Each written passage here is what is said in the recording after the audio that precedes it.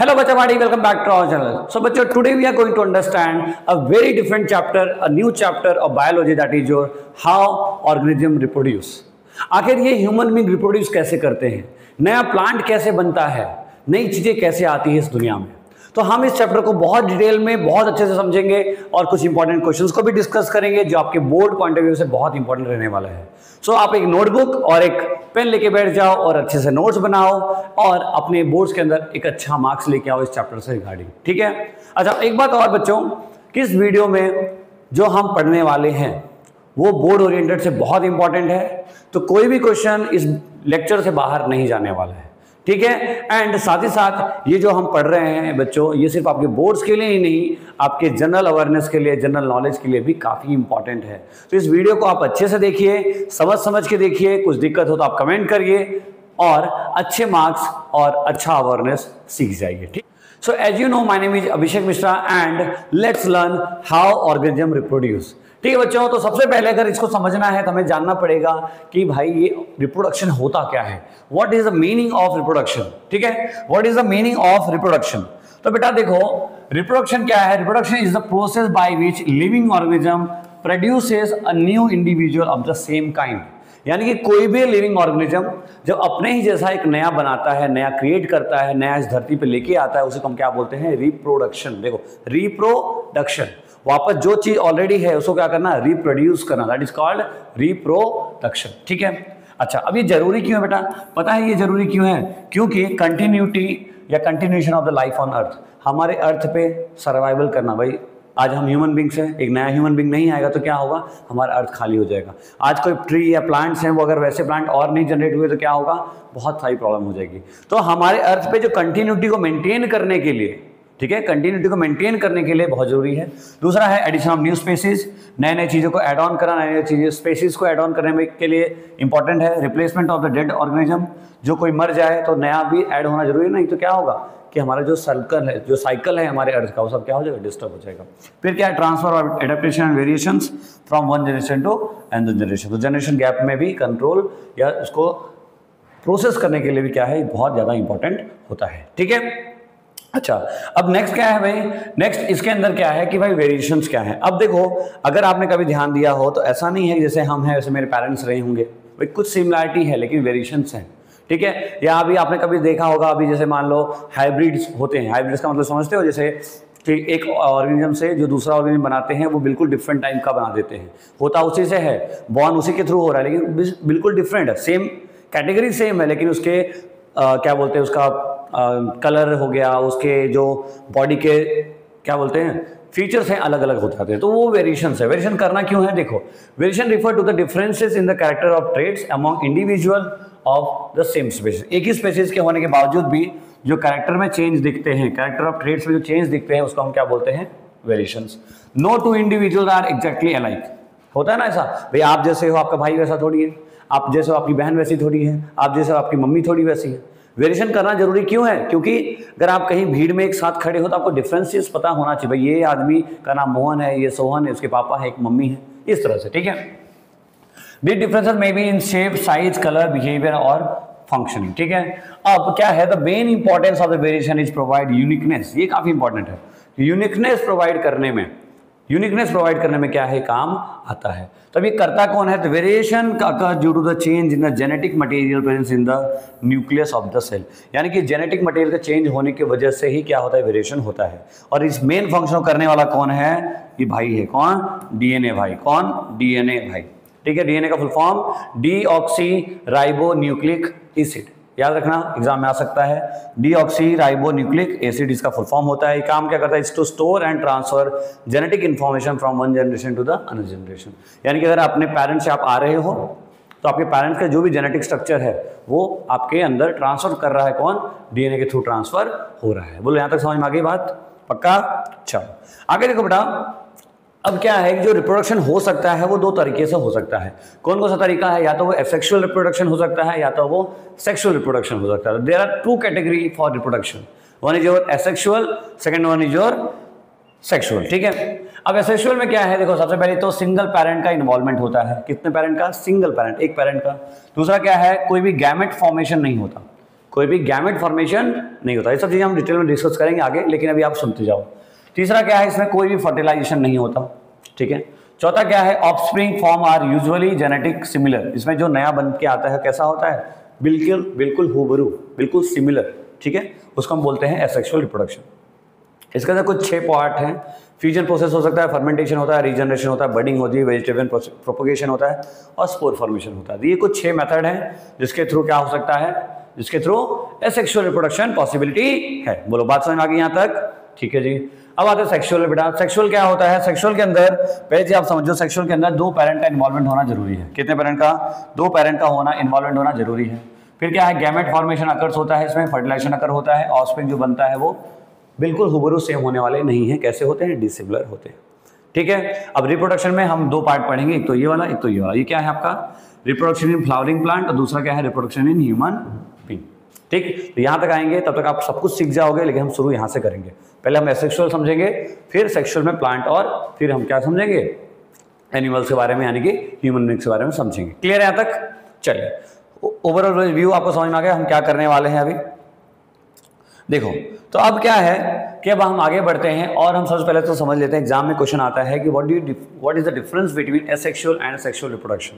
Exam में आता है 2 मार्क्स के अंदर, तो इंपॉर्टेंट है, तो ध्यान से समझना, ठीक है। ये 2 मार्क्स के अंदर आपके एग्जाम में आएगा, तो इसको ताला मार लेना। कैसे मारोगे, ताला ताला, ठीक है, ताला मारना जरूरी है। चलिए अब क्या बेटा, एसेक्सुअल रिप्रोडक्शन क्या होता है, only 1 parent is needed to produce a new organism. हमें पता चल चुका है कि भाई कोई भी एसेक्सुअल रिप्रोडक्शन क्या होता है, जब एक न्यू इंडिविजुअल बनता है सिंगल पेरेंट से। कितने, ओनली 1 पेरेंट से न्यू इंडिविजुअल बने, that is called asexual reproduction. दूसरा क्या है, नो सेक्स सेल और गैमेट्स आर इन्वॉल्व, इसमें कोई भी गैमेट्स का इन्वॉल्वमेंट नहीं होता, जिसको आप सेक्स सेल भी बोल सकते हो, तो उसमें कोई भी गैमेट्स का इन्वॉल्वमेंट होता नहीं है। किसमें किसमें किसमें, एसेक्सुअल रिप्रोडक्शन में, ठीक है जी। दूसरा क्या है, no fusion of gamete takes place, thus zygote is not formed, यानी किसी अंदर क्या नहीं बनता, जाइगोट नहीं बनता। जहां पे गैमेट्स नहीं है वहां जाइगोट नहीं है, ध्यान रखना, गैमेट और जाइगोट साथ साथ रहते हैं, जहां गैमेट्स नहीं वहां जाइगोट नहीं। क्लियर है? अच्छा, अभी सेक्सुअल रिप्रोडक्शन में क्या बेटा, देखो 2 parents are needed to produce a new organism, 2 parents चाहिए क्या करने के लिए, एक नया बनाने के लिए। यहाँ कितने पेरेंट चाहिए, 1 पेरेंट। यहाँ कितने चाहिए, 2 चाहिए, ठीक है। सेक्स सेल्स और gametes takes part in the sexual reproduction, यानी कि यहाँ पे गैमेट्स का इन्वॉल्वमेंट होता है किसके लिए, न्यू बनाने के लिए, नया जनरेट करने के लिए गैमेट्स का क्या रहने वाला है, यहाँ पे रोल रहने वाला है। साथ ही साथ fusion of gametes result in the formation of the zygote, यानी कि यहाँ पे गैमेट्स फ्यूज करते हैं, फ्यूजन होता है, मिलते हैं और फिर क्या बना देते हैं, जाइगोट को फॉर्म करते हैं। तो जनरल चीजें हैं, पता होनी चाहिए, एग्जाम में आता है बेटा, जिसको आप ताला मार लेना है और प्रैक्टिस कर लेना। चलिए तो फिर आता है हमारा एसेक्सुअल रिप्रोडक्शन के ऊपर हम डिटेल में डिस्कस करेंगे। जो हमने 6 बातें की थी उन 6 बातों को हमें डिस्कस करना है। तो बेटा एसेक्सुअल रिप्रोडक्शन के अंदर जो सबसे पहला पार्ट आता है दैट इज योर फ्यूजन। अब फ्यूजन क्या होता है, फ्यूजन जनरली एक प्रोसेस है जिसके अंदर क्या होता है कि एक सेल या एक न्यूक्लियस अपने आप को ब्रेक डाउन करके, एक ऑर्गेनिज्म अपने आप को ब्रेक डाउन करके 2 पार्ट में डिवाइड हो जाता है, उसको क्या बोलते हैं हम, फ्यूजन होना। फ्यूजन का मतलब डिवाइड, बेसिकली आप लर्न रखो, फ्यूजन का मतलब होता है क्या, डिवाइड। क्या होता है, डिवाइड। तो डिवाइड होना that is called fusion process. इसको समझते देखो, in this process of fusion a unicellular organism, कैसा सेलुलर, यूनिसेलुलर ऑर्गेनिज्म क्या करता है, स्प्लिट होता है या डिवाइड होता है कितने पार्ट में, इनटू 2 और मोर न्यू ऑर्गेनिज्म। जब ऐसा हो तो हम क्या बोलेंगे, क्या बोलेंगे इसको हम, फ्यूजन हो रहा है। अब देखो फ्यूजन जो होता है बेटा 2 टाइप के होते हैं, कौन सा, एक तो होता है आपका बाइनरी फ्यूजन, दूसरा होता है आपका मल्टीपल फ्यूजन, ठीक है। Binary and multiple fusion, there are 2 kind of fusion, ठीक है। अब बाइनरी फ्यूजन क्या है, देखो the parent organism split to form 2 new organism. जो पेरेंट ऑर्गेनिज्म होता है, यानी जैसे ये एग्जांपल आप देख सकते हो, ये अमीबा है, ये पेरेंट है, ये क्या करता है, अपने आप को ब्रेक डाउन करता है, तोड़ता है और तोड़ के 2 अलग अलग पार्ट में कन्वर्ट हो जाता है, यानी 2 अलग अलग रिप्रोड्यूस हो जाता है, बेसिकली 2 अलग अलग जनरेट कर लेता है, that is called binary fusion. फिर क्या आता है पता है, binary fusion in amoeba, fusion can be takes place in the any plane. Binary fusion is Leishmania, that is fusion takes place in the definite orientation. ये देखो यहाँ पे क्या होता है, इसमें कोई भी प्लेस में, इसमें किसी भी ओरिएंटेशन में, किसी भी ओरिएंटेशन का मतलब कोई ऐसा फिक्स शेप नहीं कि यहीं से टूटेगा, कहीं से भी टूट सकता है और बाइनरी फ्यूजन कर सकता है। और जो ये वाले रहते हैं लेशमानिया होते हैं, ये क्या करते हैं, इनका एक फिक्स ओरिएंटेशन है, वो वहीं से टूटेंगे और जब वहीं से टूटे क्या होगा, देखो यहाँ सिंगल सिंगल, यहाँ डबल हुआ, धीरे धीरे क्या हुआ, ऐसे बन गया और ये सेपरेट 1 और 2 में कन्वर्ट हो गया। तो इस तरह का जो बेटा फ्यूजन होता है उसको हम क्या बोलते हैं, बाइनरी फ्यूजन। तो एग्जाम्पल याद रखना, कौन करता है, एक तो हमारे अमीबा करते हैं, अमीबा भाई, दूसरा कौन करते हैं, लेशमानिया। क्लियर रहेगा, ध्यान रहेगा, समझ में आ गया। कि भाई फ्यूजन जो होता है, फ्यूजन का मतलब होता है, फ्यूजन का मतलब ब्रेक डाउन करना 2 या मोर सेल्स में या 2 और मोर न्यू वंस में, ठीक है, ऑफस्प्रिंग करना। दूसरा क्या है, इसके एग्जाम्पल जो है एमीबा और लेशमैनिया हो सकते हैं, ठीक है। और जो फ्यूजन है 2 प्रोसेस में हो सकता है, एक तो बाइनरी में होता है और दूसरा मल्टीपल में होता है। तो बाइनरी के 2 एग्जांपल आपने देख लिए, यहाँ तक क्लियर है। चल तो अब बात करेंगे हम मल्टीपल फ्यूजन की। देखो मल्टीपल फ्यूजन क्या होता है इसको समझते हैं। तो देखो बेटा मल्टीपल फ्यूजन क्या है कि the parent organism split into form many new organism at the same time, that is Plasmodium. देखो अभी 2 और मोर था तो क्या था, बाइनरी। 2 और मोर था तो बाइनरी, मतलब कम अमाउंट में। लेकिन जब बहुत ज़्यादा अमाउंट में क्या हो कि ऑफस्प्रिंग हो, बहुत ज़्यादा अमाउंट में क्या हो, जब न्यू ऑर्गेनिज्म प्रोड्यूस होता हो तो उसको हम बोलेंगे मल्टीपल फ्यूजन। क्या बोलेंगे उसको, मल्टीपल फ्यूजन। और उसका एग्जांपल है प्लाज्मोडियम। ये क्या है आपका, प्लाज्मोडियम, ठीक है, प्लाज्मोडियम। तो ये जो आपका एग्जाम्पल है ये मल्टीपल फ्यूजन को करता है, ठीक है। क्लियर है, यहाँ तक समझ में आ गया। बाइनरी था क्या, उसके टाइप्स और उसके एग्जांपल्स। क्लियर है यहाँ तक, ठीक है। सेकेंड आता है आपका फ्रेगमेंटेशन। अब इस फ्रेगमेंटेशन क्या है, देखो तो breaking up the body of a simple organism into 2 और more pieces on maturing each of which subsequently grow to form a completely new organism called fragmentation. अब देखो क्या होगा कि कंप्लीट ऑब्जेक्ट अपने आप को ऐसे तोड़ता है, ऐसे ब्रेक डाउन करता है, ये पार्ट अलग, ये पार्ट अलग और ये पार्ट अलग। और आफ्टर सम टाइम धीरे धीरे क्या होगा, पूरा ग्रो हो जाएगा और कंप्लीट बनाएगा। ऐसे ग्रो होता होता क्या करेगा, अपने आप को पूरा कंप्लीट कर लेगा। इस प्रोसेस को हम क्या बोलते हैं, फ्रैगमेंटेशन, ठीक है। क्लियर हुआ। अच्छा अभी फ्रैगमेंटेशन, ठीक है, इसके लिए एग्जांपल है सिप्रोगाइरा। याद है बेटा, देखो थोड़ा बायोलॉजी के अंदर प्रॉब्लम क्या आता है, ठीक है, कि टर्म्स याद नहीं रहते। ये जो टर्म्स है ना, जो एग्जांपल्स हैं, ठीक है, अमीबा हो गया, प्लाज्मोडियम हो गया, ठीक है, ये स्पाइरोगायरा हो गया, ये सारी चीज़ें क्या लर्न नहीं रहता। तो लर्न करना इंपॉर्टेंट है, थोड़ा सा प्रैक्टिस करो, लिख के प्रैक्टिस करो, लर्न हो जाएगा। अच्छा अब इसका क्वेश्चन एक आता है, what is the difference between in fusion and fragmentation. भाई आपको सिमिलर नहीं लग रहा था, भाई वो भी तोड़ रहा था, ये भी तोड़ रहा था, फर्क क्या है। तो देखो फ्यूजन में किस में होता है बेटा, यूनिसेलुलर ऑर्गेनिज्म में होता है, और जो फ्रैगमेंटेशन होता है वो किस में होता है, मल्टी सेलुलर ऑर्गेनिज्म में होता है। तो सबसे बड़ा डिफरेंस यही है कि जो फ्यूजन है that is only happen in unicellular organism and the fragmentation can happen in multi cellular organism. तो स्पाइरोगायरा कैसे ऑर्गेनिज्म है, they are multi cellular organism. तो अमीबा कैसे थे, दैट इज सिंगल सेलुलर यानी कि यूनिसेलुलर ऑर्गेनिज्म थे। बोले यहाँ तक बात समझ में आ गई बेटा, क्लियर हो गया। तो एक बार देख लो, समझ लो, स्क्रीनशॉट ले लो। चलो आगे बढ़ते हैं और हम इसको समझते हैं। Third type that is called spore formation. Now third जो एसेक्सुअल रिप्रोडक्शन का पार्ट है that is called spore formation. अब स्पोर फॉर्मेशन क्या है, देखो the parent plant produces hundreds of microscopic reproductive units called spores. अब क्या होता है, देखो जैसे ये पेरेंट प्लांट है, ठीक, ये क्या करता है, यहाँ से 1000, 100 ऐसे बहुत सारे स्पोर्स बनाता है। देखो ऐसे डॉट डॉट दिख रहे हैं आपको, नहीं दिख रहा तो मैं बना देता हूँ। देखो ऐसे डॉट डॉट क्या है, बहुत सारे स्पोर्स बनाते हैं। अब क्या होता है, when the spores case of the plant burst then the spores spread into the air. अब क्या होता है, जब ये फटता है, अब धीरे धीरे होते ऐसे ब्लास्ट होगा तो क्या होगा, जो छोटे छोटे स्पोर्स हैं वो ऐसे हवा में उड़ जाएंगे, हवा में से बिखर जाएंगे, ठीक है। अब क्या होगा, when these airborne spores land on the food or soil under the favorable condition like damp and warm condition, they germinate and produces a new plant।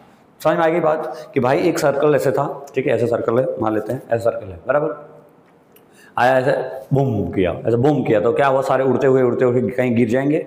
जहाँ पे गिरे अगर वहाँ पे फेवरेबल कंडीशन है, फेवरेबल कंडीशन मतलब उस प्लांट के लिए अगर प्रॉपर कंडीशन वाला स्पेस है तो क्या करेगा, वहाँ पे अपना खुद का ग्रो करने लगेगा, एक ऑर्गेनिज्म, न्यू ऑर्गेनिज्म ग्रो करेगा, जैसे कि एग्जाम्पल में राइजोपस होते हैं। क्लियर है, समझ में आ गई बात। क्या क्या हुआ कि भाई एक पहले ऐसे सर्कुलर वे में इस तरह का बनेगा, फिर क्या है, इसके अंदर छोटे छोटे स्पोर्स बनेंगे और स्पोर्स एक बार ब्लास्ट करेंगे, जब ब्लास्ट करने के बाद क्या होगा, दूर दूर तक फैल जाएंगे, जमीन पे गिरे, ऐसे कोई जगह पे गिरे जहां पे प्लांट ग्रो कर सकता है तो क्या करेंगे, ग्रो कर जाएंगे। ठीक है, क्लियर है बेटा, सिंपल सा एग्जांपल है, सिंपल सा इसका कंसेप्ट है, आपको समझ में आ जाना चाहिए। चलिए तीसरा या नेक्स्ट क्वेश्चन जो है, बेसिकली क्वेश्चन आता है, क्वेश्चन क्या है, explain the process of spore formation in Rhizopus with a level diagram. कर लोगे, देखो क्वेश्चन कब आया है, 15, 16, 17, 21, 24, 4-5 बार आ चुका है, तो काफी इंपॉर्टेंट क्वेश्चन है, आप प्रैक्टिस करिए।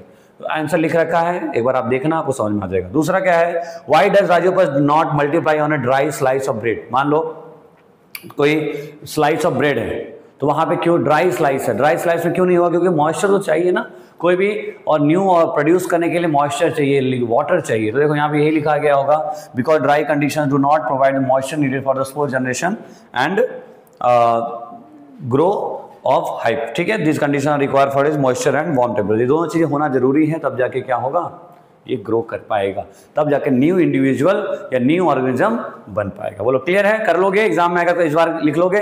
ठीक है, चलिए बेटा हम सारे क्वेश्चन इंपॉर्टेंट डिस्कस करेंगे। ठीक है, और वो हम करते भी, आपने हमारी सारी वीडियो अगर आप देखोगे, अगर फर्स्ट टाइम आप देख रहे हो तो आप सारी वीडियो को देखोगे तो आपको हम वही क्वेश्चन डिस्कस करते हैं जो बोर्ड्स में कई बार आए हुए हैं और इस बार भी आ सकते हैं। तो वीडियो को कंप्लीट और अच्छे से देखा करो, समझ के देखा करो, आपका काम बन जाएगा जो आप चाहते हो, जिसलिए आप यहाँ इस वीडियो तक पहुंचे हो। ठीक है, देखो नेक्स्ट आता है बेटा fourth number, that is regeneration. ठीक है, अब रीजनरेशन क्या है, the process of getting back to full organism from its body part is called regeneration. यानी कि देखो जैसे मान लो पेरेंट प्लेनारिया, ठीक है, अब ये 3 पार्ट में टूटे, 3 पार्ट में टूटे तो क्या हुआ, देखो ये पार्ट ये पार्ट ये पार्ट, और कुछ टाइम के बाद तीनों ही क्या हो गए, आपस में तीनों एक जैसा बन गए। ठीक है, जिसको आप डॉटर प्लेनारिया कहते हैं। क्लियर हुआ, तो ऐसा कुछ हुआ, ऐसा क्या हो, getting back a full organism from its body part is called regeneration. यानी कि एक ही बॉडी में 3 पार्ट हो जाना, और 3 पार्ट होने के बाद धीरे धीरे उसको डेवलप होकर पूरा कंप्लीट बन जाना, डॉटर प्लेनारिया बन जाना, that is called regeneration. Regeneration मतलब समझते हो ना, जैसे रिप्रोड्यूस, ऐसे रीजनरेट। तो एक ही बॉडी का मेरे बॉडी का मैंने 3 हिस्सा कर दिया, एक बॉडी का 3 हिस्सा कर दिया, अब तीनों जाके अपने अपने जगह पर चले गए और तीनों डेवलप हो रहे हैं, एक टाइम के बाद तीनों एक बराबर हो गए, तो क्या हो, that is process called regeneration. ठीक है, इसका एग्जांपल हाइड्रा और प्लेनारिया। ठीक है, हाइड्रा और प्लेनारिया यहाँ भी है। ठीक, अच्छा दूसरा देखो यहाँ पे बडिंग जो है, in budding a small part of the body of the parent organism grow out as a bud which then detach and become a new organism. ठीक है, तो ये भी हाइड्रा में भी होता है। ये चीज़ क्या है कि भाई जैसे ये प्लांट दिख रहा है आपको, देखो यहाँ पे कुछ नहीं है, छोटू सा है, धीरे धीरे क्या हुआ, धीरे धीरे बड़ा हो रहा है, धीरे धीरे बड़ा हो रहा है, ऐसे बढ़ रहा है और यहाँ पे एक न्यू इंडिविजुअल बन गया, तो ये जो प्रोसेस है ये बडिंग है। क्लियर हुआ, रीजनरेशन समझ में आया। रीजनरेशन बॉडी खुद से कट जाएगी, 3 पार्ट में हो गई, 4 पार्ट में हो गई, उसके बाद वो डेवलप हो रहा है। ये क्या है, बॉडी में क्या, जैसे मेरा हाथ ही बड़ा होने लगा, और ये बाद में जब डेवलप हो चुका है तो ये अलग हो गया, जब ये अलग हो गया तो क्या हो गया, मैं अलग इंडिविजुअल, ये अलग इंडिविजुअल। समझ में आया, इस तरह का जो प्रोसेस है उसको हम बोलेंगे बडिंग, और जो डिवाइड होकर होगा that is called regeneration. Clear है यहाँ तक। देखो हर एक लाइन हमने ट्राई किया है बहुत ही ईजी वर्ड में, बहुत टाइप किया जाए प्रॉपर्ली। मैंने एक चीज़ टाइप की है, खुद से बनाई है। ठीक है, तो आप थोड़ा सा ध्यान दो, आपको बहुत काम की चीज़ें लिखी गई है इसमें। ठीक है, चलिए नेक्स्ट बेटा क्वेश्चन आते हैं। क्वेश्चन में क्या है, define asexual reproduction and state two advantage of this mode of reproduction. भाई इसको बताना है आपको। फिर क्या बोला, explain the difference between binary fusion and multiple fusion, जो कि हमने डिस्कस कर लिया।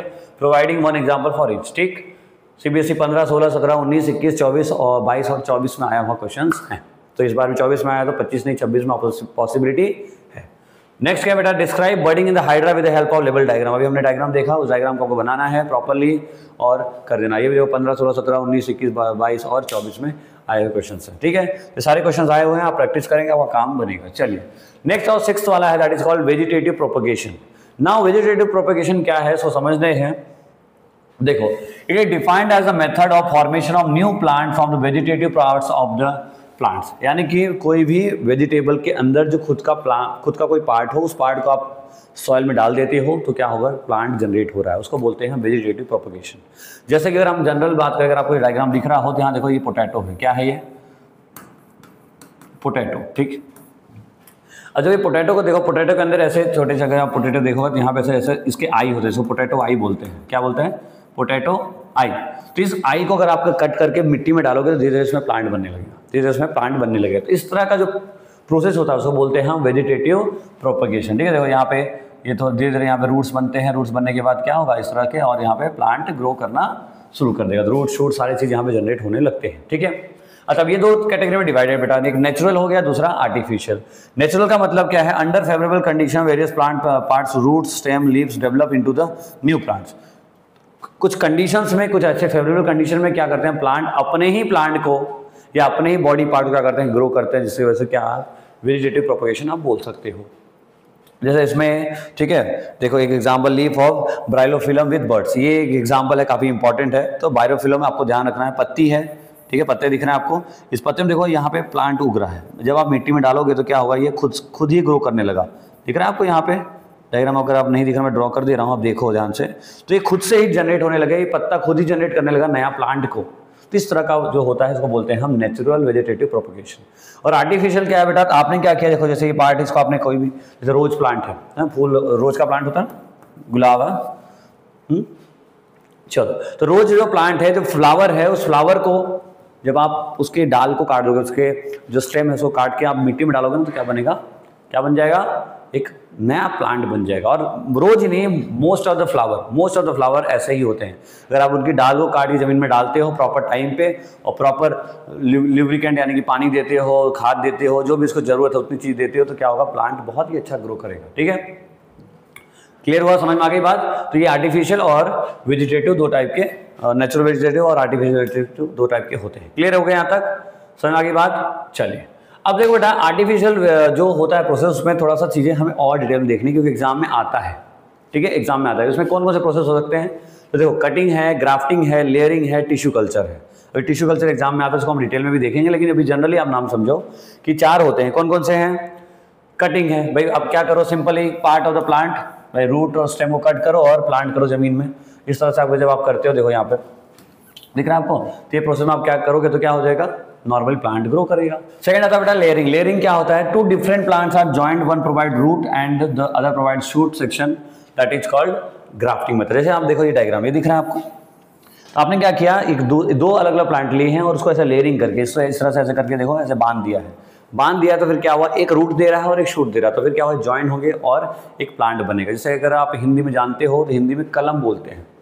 एक ऐसे मैंगो होते हैं डिफरेंट वैरायटी के, जो बहुत टाइम के बाद आते हैं, लेकिन बहुत ही टेस्टी, बहुत ही मीठे होते हैं। उसको कलम मैंगो बोलते हैं, कलम मैंगो हिंदी में, बाकी इंग्लिश में मुझे भी नहीं पता क्या बोलते हैं, तो उसको बोलते हैं। तो मैंगो हो गया, एप्पल हो गया, उसमें इस तरह की वेरिएशंस की जाती है। ऐसा करते क्यों है, ऐसा करने से क्या होगा कि भाई रूट अलग का, शूट अलग का, तो क्या होगा, उसमें दोनों मिक्स होकर जो मैंगो आएगा वो दोनों मिक्स होकर आएगा, ये एप्पल आएगा, दोनों मिक्स होकर आएगा, तो क्या होगा, एक नई वेराइटी, नई स्पेसीज बन के हमारे सामने होगी। फिर बेटा है नेक्स्ट है लेयरिंग। लेयरिंग क्या है, branch of plant is bend to touch the soil and cover it, develop a root and become a new plant. आप देख सकते हो डायग्राम, दिख रहा है आपको कि भाई ये प्लांट का जो ये ब्रांच था, इसको क्या किया, मिट्टी में डाल दिया गया, जिससे क्या हुआ, एक नया प्लांट नया यहाँ पे ग्रो होने लगा है। क्लियर है। चौथा आता है टिश्यू कल्चर। टिश्यू कल्चर में क्या है, फ्यू सेल और tissue are grown in nutrient medium under sterile condition to form a new plant. जैसे कि ऑर्चिड हो गया, बनाना हो गया, इनमें क्या करते हैं, जैसे आप एग्जाम डायग्राम यहाँ देखो कि पत्ता है, ये एक स्टेम है, इसमें छोटे छोटे पार्ट कर दिए और इसको क्या करते हैं, फेवरेबल कंडीशन में रखा जाता है, धीरे धीरे ग्रो करता है, फिर उसको हम क्या बोलते हैं, मिट्टी में, सॉइल में इंजेक्ट करते हैं। तो टिश्यू के थ्रू करते तो टिश्यू कल्चर हो गया, बाकी तो जनरली है। ठीक, नेक्स्ट आपका टिश्यू कल्चर को थोड़ा डिटेल में समझते हैं। टिश्यू कल्चर क्या है बेटा, देखो एग्जाम में आता है, ये काफ़ी इंपॉर्टेंट है ये भी, तो इसको भी आप एग्जाम के लिए ताला मारेंगे, ताला ताला ताला, ठीक है, ताला ऐसा ताला, ठीक है, हाँ, तो ताला मारेंगे। ताला में क्या है बेटा, देखो tissue of sample scraped from the parent plant. मान लो एक पत्ता है, पत्ते में से हमने एक छोटा सा पार्ट ले लिया। अब छोटा सा पार्ट ले लिया तो इसको हम देखो यहाँ पे इकट्ठा किया। Tissue sample place growth medium contains nutrients and oxygen. एक सैंपल एक कटोरी में एक ऐसे जगह पे रखा जहाँ पे ऑलरेडी कुछ ऐसी चीज़ें जो उसको क्या करे, ग्रो करने में हेल्प करे। ठीक है, उसके बाद क्या है, धीरे धीरे टाइनी ड्रॉपलेट प्लांट क्या हो, डेवलप हो रहे हैं। डेवलप होने के बाद फिर क्या किया, उसको हमने सॉइल के अंदर सीडलिंग कर दी, सॉइल के अंदर उसको शो कर दिया, तो क्या हमारा ग्रो होना शुरू हो जाए। तो ये जो प्रोसेस है बेटा, जस्ट अ मिनट, तो अब इसका एडवांटेज समझते हैं। एडवांटेज क्या क्या है बेटा, तो सबसे पहली चीज कि फास्ट मेथड ऑफ प्रोपगेशन, यानी कि जो प्लांट ग्रो हो सकता है बहुत ही फास्टेस्ट मेथड में इसमें हो जाता है। ठीक है, दूसरा क्या है, new plants are genetically identical to the parent.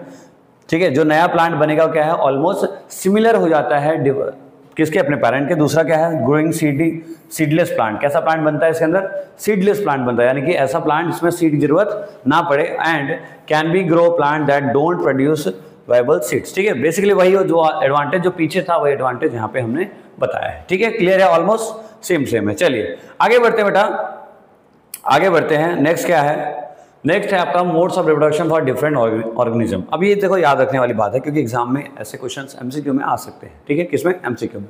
देखो पहला क्या है, अगर हम बात करें एमीबा की, तो एमीबा यूनिसेलुलर होते हैं और कैसे फ्यूजन करते हैं, बाइनरी फ्यूजन करते हैं। और इससे कोई डिजीज इसमें नहीं है, ठीक है। डिजीज वाला पार्ट तो छोड़ दो, पहले ये समझते हैं। लेशमानिया कैसे होता है, यूनिसेलुलर होते हैं, ठीक है, और कैसे फ्यूजन करते हैं, वो बाइनरी फ्यूजन को करते हैं, ठीक है। कैसे डिजीज है उसमें, काला अजगर। प्लाज्मोडियम जो है वो यूनिसेलुलर अगेन है, वो कैसे फ्यूजन करते हैं, मल्टीपल फ्यूजन करते हैं। स्पाइरोगायरा जो है वो मल्टीसेलुलर होते हैं, फ्रैगमेंटेशन करते हैं। प्लानेरिया क्या है, मल्टीसेलुलर होते हैं, रीजनरेशन करते हैं। हाइड्रा जो है वो मल्टीसेलुलर है, जो कि बडिंग और रीजनरेशन करते हैं। ईस्ट जो है वो मल्टीसेलुलर है और बडिंग करते हैं। और बेटा राइजोपस जो होते हैं मल्टीसेलुलर होते हैं और साथ में स्पोर फॉर्मेशन करते हैं। तो ये कुछ इंपॉर्टेंट चीज़ें हैं जो आपको लिख लेनी चाहिए, प्रैक्टिस कर लेनी चाहिए, ताकि आपको एमसीक्यू के अंदर आती है तो आप उसको कर पाओ। बोलो क्लियर है यहाँ तक? चलो अब आगे बढ़ते हैं। अब आते हैं बेटा next part, that is your sexual reproduction. ये सेक्सुअल क्लियर हुआ, 6 के 6 थे, 6 के 6 हमने समझा है 1 बाय 1 धीरे धीरे, ठीक है। पहले हमारा फ्यूजन था, फ्रेगमेंटेशन था, रीजनरेशन था, बडिंग थी, सारी चीज़ें हमने डिस्कस कर ली, क्लियर है। अब हम बात करेंगे सेक्सुअल रिप्रोडक्शन की। अब देखो सेक्सुअल रिप्रोडक्शन का मतलब दिमाग में एक ही चीज़ आ जानी चाहिए कि भाई 2 पैरेंट इनका इन्वॉल्वमेंट होगा, एक मेल और एक फीमेल। वहाँ क्या था, एसेक्सुअल। एसेक्सुअल में क्या है, सिंगल पेरेंट का इन्वॉल्वमेंट था। यहाँ कैसे है, 2 पेरेंट, मम्मी पापा। कौन कौन, मम्मी पापा। चलो तो मम्मी पापा से मिलते हैं और काम करते हैं। देखो सबसे पहली चीज सेक्सुअल रिप्रोडक्शन क्या होता है कि 2 गैमेट्स, क्या है कि 2 गैमेट्स और germ cells, the male gametes called sperm and the female gamete cell called ovum are involve. यानी कि अब यहाँ पे 2 गैमेट्स का इन्वॉल्वमेंट होता है। मेल गैमेट को बोलते हैं स्पर्म, ठीक है, स्पर्म तो सुना होगा, और ओवम, ठीक है। स्पर्म और ओवम दोनों का जब मिलता है, जब दोनों मिलते हैं तो क्या बनाते हैं, क्या बनाते हैं, एक न्यू ऑर्गेनिज्म बनाते हैं, जिसको हम बोलते हैं सेक्सुअल रिप्रोडक्शन होना। अब देखो बेटा ये है स्पर्म, ठीक है, क्या है ये, कलर चेंज करते हैं, दिखेगा नहीं तो, ठीक है। तो ये है स्पर्म, ठीक, ये आपका क्या है, बेसिकली ओवम है, ये वाला पार्ट। तो जब स्पर्म ऐसे आते हैं, मिलते हैं, इस तरह से मिलने के बाद जाके यहाँ पे क्या होता है, फर्टिलाइजेशन प्रोसेस होता है, गैमेट बनता है, ठीक है। अच्छा अब दूसरा क्या है कि both the sperm and the ovum fuse together to form a zygote which develops into a new individual. यानी कि दोनों मिलकर क्या बनाया, जाइगोट बनाया। क्या बनाया, जाइगोट बनाया। और जाइगोट क्या करता है, न्यू इंडिविजुअल को बनाने में हेल्प करता है। Due to the fusion of gamete the chances of variation are very high during sexual reproduction. तो यहाँ पे सबसे बड़ा एडवांटेज क्या है, सबसे बड़ा एडवांटेज क्या है कि the chances of variations are very high. देखो बेटा वेरिएशंस लाना बहुत इंपॉर्टेंट है आपकी पढ़ाई में भी, है आपकी पढ़ाई में भी। आप पढ़ रहे हो जो आज 1 घंटे से काम नहीं चलेगा, आपको 2 घंटे पढ़ना पड़ेगा, 3 घंटे पढ़ना पड़ेगा, 4 घंटे पढ़ना पड़ेगा। अगर आपकी एग्जाम्स आ रही तो आपको 8-8 घंटे 9-9 घंटे भी पढ़ने पड़ेंगे। क्यों, क्योंकि वेरिएशंस बहुत जरूरी है। वेरिएशन ऐसे ही ह्यूमन बीइंग के लिए जरूरी है भाई। अगर आप एक जैसे हो, आपके भाई बहन, चाचा चाची, मम्मी पापा सब एक जैसे चेहरे के हो जाए तो क्या होगा, पहचान भी नहीं आएंगे। समझ आ रही बात भाई। आपने बोला भाई खाना लेके आ, भाई को पता चला बहन आई, उसको पता नहीं चला, आपको सिमिलरिटी हो गई। भाई चाचा का लड़का है, पापा का लड़का है, भाई चाचा का लड़का है, तुम्हारे पापा का मतलब तुम्हारा भाई है, ठीक है। सबसे आप सबका चेहरा अगर सेम सेम हो तो कैसे चलेगा, नहीं चलेगा ना। तो वेरिएशन लाना बहुत जरूरी है। तो सेक्सुअल रिप्रोडक्शन के अंदर सबसे बेस्ट वेरिएशन आता है। क्यों, क्योंकि यहाँ पे 2 पेरेंट का इन्वॉल्वमेंट है, क्योंकि यहाँ पे 2 पेरेंट का इन्वॉल्वमेंट है। बोलो क्लियर है यहाँ तक? अच्छा, what is the advantage of the sexual reproduction, एक क्वेश्चन आता है एग्जाम में। तो जेनेटिक वेरिएशन जो कि मैं आपको बताया, which help in the evolution of the new species. तो सबसे बड़ा एग्जांपल, सबसे बड़ा एडवांटेज ही यही है कि क्या कर सकता है, इसके पास वेरिएशन के चांसेस बहुत ज़्यादा होते हैं, ठीक है। बट अभी सेक्सुअल रिप्रोडक्शन के अंदर 2 पार्ट पढ़ने हैं हमें। कौन कौन से, एक तो रिप्रोडक्शन इन प्लांट्स, दूसरा हमें रिप्रोडक्शन इन ह्यूमन बींग्स, ठीक है। तो पर्टिकुलर ह्यूमन बींग्स के बारे में पढ़ना है और प्लांट्स के रिप्रोडक्शन के बारे में पढ़ना है, ठीक है। क्लियर हो गया? तो एसेक्सुअल हमने समझ लिया था, एसेक्सुअल के बाद सेक्सुअल समझा। सेक्सुअल के अंदर 2 पार्ट है, एक तो कौन सा, प्लांट का, दूसरा कौन सा, हमारे ह्यूमन बींग्स का। अब जो सेक्सुअल रिप्रोडक्शन इन प्लांट्स है उसके अंदर बेटा सबसे पहले हमें इस फ्लावर्स के बारे में समझना है। क्योंकि देखो कोई भी प्लांट के अंदर जो फ्लावर्स बनता है, जो फ्रूट्स बनता है, वही उसका डेवलपमेंट का पार्ट है भाई। कोई भी जैसे मान लो मैंगो है, कोई भी फ्रूट्स है, कोई भी हो जिसके अंदर जो सीड्स है या जो उसे प्लांट का जो भी पत्ते हैं, जो भी डाली है, जो भी स्टेम्स हैं, वही क्या है, एक नया प्लांट बनाने के लिए रिस्पॉन्सिबल है। तो इसलिए हमें फ्लावर की स्टडी करनी है इसके अंदर, ठीक है। तो sexual reproduction of A flowering plant हमें टॉपिक देखना है। अब देखो इसके अंदर पहले तो समझ लो क्या क्या चीजें ये हैं। पहले तो स्टिग्मा है, स्टाइल होता है, इसके अंदर सेपल्स होते हैं, ओवरी होती है, रेसिपिटेबल होता है, फिलामेंट्स होता है, एंथर होता है, हाँ पेटल्स होता है, ठीक है। ये फ्लावर समझ में आ रहा है आपको? कौन सा फ्लावर है ये, कौन सा है, हिबिस्कस, पता है ना नाम, हिबिस्कस। कौन सा फ्लावर है ये, हिबिस्कस का फ्लावर है, ठीक है। अच्छा अब बेटा क्या है इसके अंदर कौन कौन से पार्ट, देखो पार्ट्स ऑफ फ्लावर क्या है। सबसे पहला आता है स्टेमन। स्टेमन का मतलब मेल पार्ट। कौन सा पार्ट, मेल पार्ट। अब जो मेल पार्ट है कौन सा है, स्टेमन है। स्टेमन के अंदर ये किसकी वजह से, देखो इसके अंदर क्या क्या चीजें, एक तो है हमारा एंथर और हमारा फिलामेंट। एंथर के पास क्या है, जो मेल पार्ट है, जो कौन संभाल के रखा है, ये वाला पार्ट। ये कौन है, ये आपका कलर का थोड़ा सा चेंज कर लेते हैं ताकि आपको क्लियर विजिबल हो।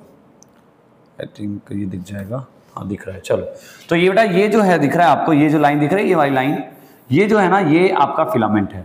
तो एथर को पकड़ के कौन रखा, जैसे मेरा हाथ ये वाला पार्ट एथर है, तो ये कौन है, ये फिलामेंट है। तो क्या हो रहा है, मेल ऑफ एथर यानी मेक्स पॉलन, जो पॉलन को बनाता है वो, एंड फिलामेंट क्या है, जो होल्ड कर रहा है एंथर को, ठीक है। और पॉलन कंटेन्स मेल गैमेट, यानी कि जो मेल वाला पार्ट है वो कहाँ है, इनके पास है, यहाँ पे है। मेल वाला पार्ट कहाँ है, यहाँ पे है, ठीक है, यहाँ तक क्लियर है। फिर आता है बेटा पिस्टिल। पिस्टिल क्या है आपका, पिस्टिल जो है वो फीमेल पार्ट है। पिस्टिल क्या है, वो क्या है, फीमेल पार्ट है। मेड ऑफ किससे मिलकर बना है, स्टिग्मा से बना है, स्टाइल से बना है, ओवरी से बना है। यानी कि स्टिग्मा, स्टाइल और ओवरी, ये वाला ये वाला ये वाला और ये वाला, ये तीनों मिलके फीमेल प्रोडक्ट और रिप्रोडक्टिव पार्ट को बनाते हैं, किसके अंदर, किसी भी फ्लावर के अंदर, ठीक है। तीनों समझ में आ गया। अच्छा कैसे होते हैं, जो स्टिग्मा होता है बेटा स्टिकी होता है, चिपकने वाला। स्टाइल और ओवरी जो होता है उसके पास ओव्यूल्स होता है, यानी कि फीमेल गैमेट्स यहाँ पे प्रेजेंट होता है, ठीक है। फिर आता है बेटा सेपल्स। अब ये जो सेपल्स है क्या है, sepals green leaf like parts that protect the flower in the bud stage. यानी जब ये डेवलपमेंट स्टेज होता है तो वहां पे फ्लावर को प्रोटेक्ट करने का काम कौन करता है, सेपल्स काम करता है। बोलो यहां तक समझ में आ गई बात। फिर क्या है, पेटल्स क्या है, bright coloured part that attract insect for the pollination. अब ये जो है कौन कौन से पेटल्स जो है, ये दिख रहा है आपको, ये वाले, ये जो चमकता हो, जो ब्राइट रंगीन फ्लावर। अच्छा बताओ मुझे एक बात बताओ, फ्लावर जो कलरफुल क्यों होते हैं, पता है क्यों, ताकि उस पर जो जैसे हमारे बटरफ्लाइज हैं या कोई भी जो इंसेक्ट्स हैं जो पॉलिनेशन करने में हेल्प करेंगे, वो क्या हो, अट्रैक्ट हो, क्या हो, अट्रैक्ट हो। हर बोलते हैं बुलाती है मगर जाने का नहीं है, रंगीन है मगर आने का नहीं, ठीक है। तो रंगीन है फ्लावर, जो रंग होता है बहुत कलरफुल होता है, क्यों पता है, क्योंकि जो अट्रैक्ट हो, कौन अट्रैक्ट होगा, जो मधुमक्खियाँ हैं, जो बटरफ्लाइज हैं, जो ऐसे उड़ते हुए इंसेक्ट्स हैं, क्या होंगे, जब अट्रैक्ट होंगे तो क्या होगा, उससे एक फ़ायदा है। उससे फ़ायदा क्या है कि वो आके यहाँ बैठेंगे और पोलिनेशन वाला प्रोसेस होगा, जो होना चाहिए, जो प्लांट के लिए बहुत जरूरी है। नहीं पोलिनेशन नहीं होगा तो एक मेल फीमेल मिलेंगे नहीं, और जब एक मेल फीमेल नहीं मिलेंगे तो क्या होगा, रिप्रोडक्शन होगा नहीं। तो क्लियर है आपको, सारी चीज़ें समझ में आ गई कि भाई ये चीज़ें कौन कौन से नाम, सारे नाम आपको डायग्राम बना के एग्जाम में लिखने हैं, और कुछ बातें छोटी छोटी चीज़ें ऐड ऑन कर देनी है। क्लियर हुआ, पक्का। चलो बेटा क्लियर होते बाद लाइक जरूर कर देना, थोड़ा सा आप लोग सपोर्ट करिए, बाकी तो अपने फोड़ देंगे। चलो फिर क्या बेटा, एग्जाम में क्वेश्चन आया हुआ, देखो 20 में भी आया, 23 में भी आया, क्या है कि डायग्राम बनाइए, show fertilisation in flowering and लेवल pollen tube, male germ cells, female germ cells, pollen grains, ovary and stigma. ये सबको आपको क्या करना है, शो करना है डायग्राम बना के। जब भी क्वेश्चन एग्जाम में आए डायग्राम बनाने को, तो आपको बनाना है सिर्फ कौन से फ्लावर का, बोलो हिबिस्कस का, जो कि आसान सा है और उसके अंदर सब कुछ हमें देखने को मिल जाता है। तो पेटल्स को दिखाना है, ओवरी को दिखाना है, ठीक है, स्टिग्मा को दिखाना है, सभी को दिखा देना है। चलिए फिर आगे आते हैं बेटा, नेक्स्ट है टाइप्स ऑफ फ्लावर। अभी फ्लावर्स में भी कई सारे फ्लावर्स हैं, कई सारी चीज़ें हैं। अब फ्लावर्स में दो टाइप के फ्लावर हैं यहाँ पे, यूनिसेक्सुअल फ्लावर और दूसरा होता है हमारा बाइसेक्सुअल फ्लावर, ठीक है। यूनिसेक्सुअल और बाइसेक्सुअल क्या डिफरेंस है दोनों में, क्या डिफरेंस है थोड़ा समझे। देखो यूनिसेक्सुअल क्या है कि हैव आइदर स्टेमेंस और पिस्टिल, यहाँ पे या तो उसके पास स्टेमन होगा या तो उसके पास पिस्टिल होगा, दोनों नहीं होंगे, उसको हम क्या बोलेंगे, यूनिसेक्सुअल फ्लावर। जैसे कि पपाया हो गया, वाटरमेलन हो गया, ये सब कैसे हैं, दीज आर यूनिसेक्सुअल फ्लावर्स। अभी बाइसेक्सुअल में क्या है, तो उनके पास स्टेमेंस भी होंगे और पिस्टिल्स भी होंगे, जैसे एग्जांपल में हिबिस्कस हो गया, मस्टर्ड हो गया, ठीक है। तो इस तरह की चीजें होती है। तो यूनिसेक्सुअल एंड बाइसेक्सुअल, जिसके बाद दोनों हो उसको बोलेंगे बाइसेक्सुअल, जिसके बाद सिंगल हो उसको बोलेंगे हम यूनिसेक्सुअल। क्लियर है। चलो अभी step of reproduction in flowering plant. तो सबसे पहला बेटा, सबसे पहला प्रोसेस होता है पॉलिनेशन। सबसे पहला प्रोसेस कौन सा है, पॉलिनेशन। देखो अभी कोई भी चीज रिप्रोड्यूस करती है, ठीक है, पहले बताओ मजा आ रहा है, हाँ मजा आ रहा है, आ रहा है ना, मजा आना चाहिए। देखो थोड़ा सा ना बेटा, थोड़ा सा इन सब चीज़ों में मुझे पता है बच्चों को, स्टूडेंट्स को पढ़ाई करने में बोरिंग, हम बहुत सारे स्कूल में पढ़ाते हैं, देखते हैं बच्चों को ना पढ़ना छोड़ के बाकी सब में मज़ा आता है। लेकिन पता रियलिटी बताऊँ आपको, रियलिटी असली वाली, कि आपका जो नाव है, नाव उसका जो खेवट है ना, खेवट समझते हो, जो नाव को चलाता है, वो एजुकेशन है, वही पढ़ाई है। पढ़ाई करके आप वो चीज़ पा सकते हो जो आप कितनी मेहनत करके नहीं पा सकते। तो पढ़ाई वो चीज़ है। जैसे थोड़ा सा समस्या हो रही है, थोड़ा सा लग रहा है ना यार, ठीक है यार मन नहीं करता तो पढ़ो पढ़ो पढ़ो पढ़ो, बस पढ़ो। 2-4 साल की बात है। अभी आप अगर 10th में हो तो 10th 11th 12th 3 साल पढ़ लो, 4 साल पढ़ लो, 5 साल पढ़ लो, अच्छे से जम के पढ़ लो, फिर 5वें से बाद 6ठे साल आपको पढ़ने की जरूरत नहीं पड़ेगी। ठीक है, ऐसा बहुत सारे मीम्स मैंने देखे, बोले किसी ने बोला था पढ़ लो 4 साल ज़िंदगी सेट है पर ख़राब है। पर बेटा ऐसा नहीं, जिसने जो मीम्स बना रहा है ना वो उससे पढ़ाई नहीं की थी। अगर पढ़ाई करता, मेहनत करता और जम के करता ना तो उसको ये मीम्स बनाने की नौबत नहीं आती, वो बहुत बड़ा कुछ कर रहा होता। ठीक है, हालांकि मीम्स बनाना भी, जो मीम्स की इंडस्ट्री चलती है वो भी छोटी इंडस्ट्री नहीं, बहुत बड़े करोड़ों अरबों की इंडस्ट्री है। तो ऐसा कुछ नहीं है, डिमोटिवेट नहीं होने का, पढ़ने का, मजे मारने का और मार्क्स लाने का। चलिए, तो देखो सबसे पहले एक चीज़ बता, ये स्टेप कैसे है, यानी कि जो ये पॉलिनेशन होता है, जो ये प्रोसेस है रिप्रोडक्शन का, वो किस तरह से हो सकता है। ठीक है, तो सबसे पहला प्रोसेस है बेटा पॉलिनेशन। पॉलिनेशन क्या है? Pollen grain move from anther to the stigma of a plant flower. यानी क्या होता है कि पॉलिन ग्रेन्स जो हैं, जो मेल पार्ट हैं, वो क्या होते हैं, वो स्टिग्मा तक जाते हैं। ठीक है, देखो पॉलिन ग्रेन दिख रहा है आपको यहाँ पे, जो पॉलिन ग्रेन है वो कहाँ है, स्टिग्मा तक जा रहे हैं। तो ये जो प्रोसेस होता है उसको बोलते हैं पॉलिनेशन। अब ये 2 टाइप के हो सकते हैं, पॉलिनेशन 2 टाइप के हो सकते हैं। एक तो होता है सेल्फ पॉलिनेशन, दूसरा होता है क्रॉस। जब खुद का प्लांट खुद से कर दे, यानी कि pollen goes to the stigma of the same flower of same plant, यानी कि सेम प्लांट में जब पॉलिन गिर जाए तो उसको बोलेंगे हम सेल्फ पॉलिनेशन। अगर इसका किसी और के पास चला जाए तो उसको बोलेंगे हम क्रॉस पॉलिनेशन। ठीक है, stigma of a different plant of the same kind. ठीक है, क्लियर हुआ? पहले तो पहला काम होगा पॉलिनेशन होगा।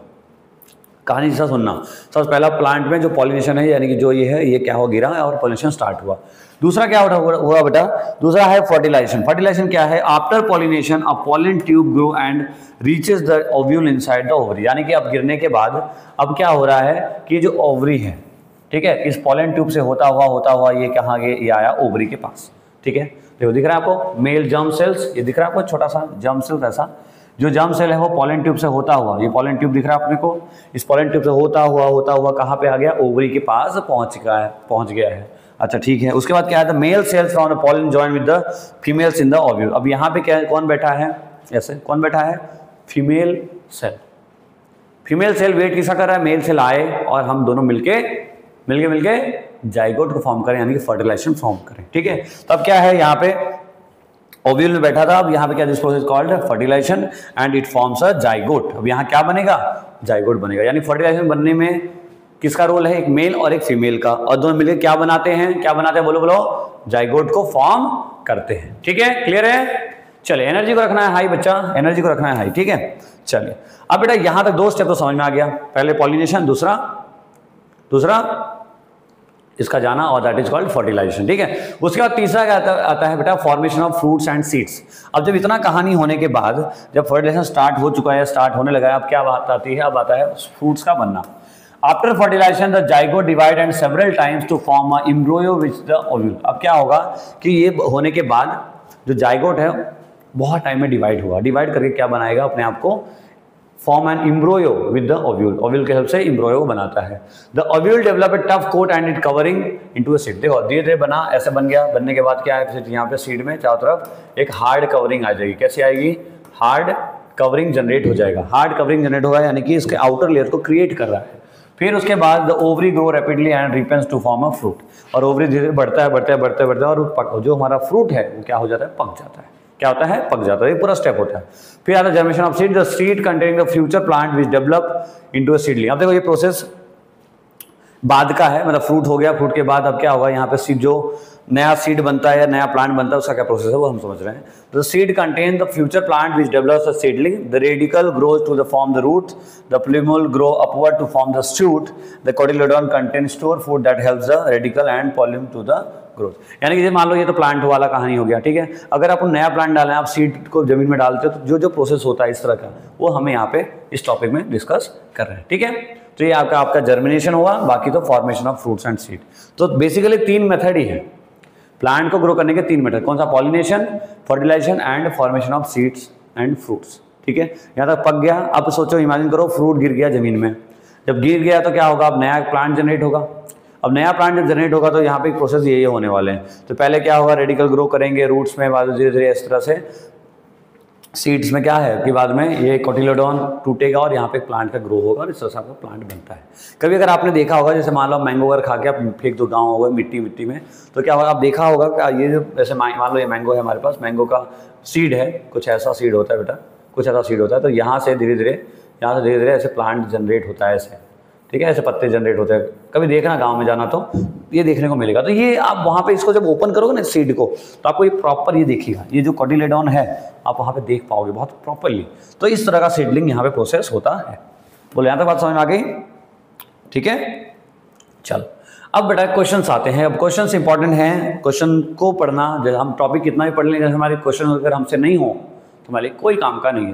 तो क्वेश्चन देखो क्या क्या है। Pollination is an important process in sexual reproduction of a plant. It is essential process that facilitates fertilisation in the plant. Pollination agent can be wind, water, insect and birds. Several changes takes place in the flower after fertilization has taken place. ठीक है, हमें सब पता है। अब बताना क्या है कि right the main difference between self pollination and cross pollination. पहला क्वेश्चन एग्जाम में आपके आता है कि भाई सेल्फ पॉलिनेशन और क्रॉस पॉलिनेशन में डिफरेंस क्या है। भाई जो खुद से करे वो सेल्फ पॉलिनेशन, जो दूसरे पे हेल्प करे that is cross. Name the part of the flowering plant which attract insects. ठीक है, कौन था? पेटल्स थे। ठीक, उसके बाद define fertilisation in the plant by the fate of ovules ovary in the flowering plant. ये सारी चीज़ें काफ़ी इंपॉर्टेंट है। क्वेश्चन आया 20 में आया, 21 में आया, 22 में, 23 में और 24 में। सो अगेन 24 है तो 25 नहीं 26 में पॉसिबिलिटी है। देखो बेटा फिक्स क्वेश्चंस हैं, मन लगा के पढ़ लो, बार बार बोलने की जरूरत नहीं पड़नी चाहिए। ठीक है, चलिए जी, मजा आ गया। अब आगे बढ़ते हैं बेटा। अब ये भी क्वेश्चन एग्जाम में आया हुआ है, डायग्राम दिखा रहा है, किसका है, ये कौन सा प्लांट है, ये कौन सा फ्लावर है, बोलो कौन सा, बोलो हिबिस्कस। ठीक है, हिबिस्कस प्लांट के सारे कुछ ऐसे एग्जाम में दिया होगा। ये ए पॉइंट, ये बी है, ये सी है, ये डी है। आपको नाम बताने हैं, इसे क्या क्या नाम है। ये भी क्वेश्चन 20, 21, 22 और 23 में आया हुआ है। कर लोगे, हो जाएगा। चल आगे बढ़ते हैं।